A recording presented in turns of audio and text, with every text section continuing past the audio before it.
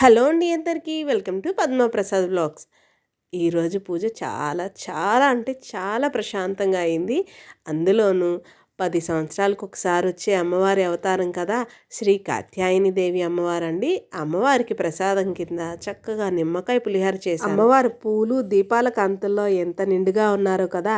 ఇవాళ ఎలా అయినా దర్శనానికి వెళ్ళాలి విజయవాడ అని మా వారిని కొంచెం రిక్వెస్ట్ చేశానండి. సరే సాయంత్రం ఆఫీసులకి వెళ్ళొచ్చాక ఇంట్లో నీ పూజ అయ్యాక బయలుదేరి వెళ్దాంలే అన్నారు. అలాగే వెళ్ళానండి. దర్శనం అయితే నిజంగా అమ్మో అవ్వదేమో, ఆపేస్తారేమో క్యూ లైన్లో, నేను చూడాల్సిన అమ్మవారి అవతారం మిస్ అయిపోతానని చాలా అంటే చాలా భయపడ్డాను. కానీ చక్కగా దర్శనం అయింది. నాకు నిజంగా అమ్మవారిని చూస్తుంటే అలా కళ్ళమంట నీళ్ళు వచ్చాయండి. ఎందుకో తెలియదు కానీ మనసుకి చాలా అంటే చాలా తృప్తిగా అనిపించింది. నిజంగా 10 సంవత్సరాలకు వచ్చే ఒక్క అవతారం కదా, చూడకపోతే ఎలా అండి. కన్నులారా చూశాను.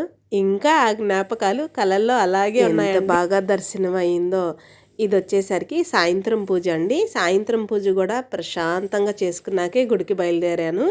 చక్కగా అమ్మవారి అష్టోత్తరాలు, లలితా సహస్రనామాలు అన్నీ కంప్లీట్ చేసుకొని సాయంత్రం ప్రసాదం గుగ్గుళ్ళు తాలింపు పెట్టుకున్నానండి.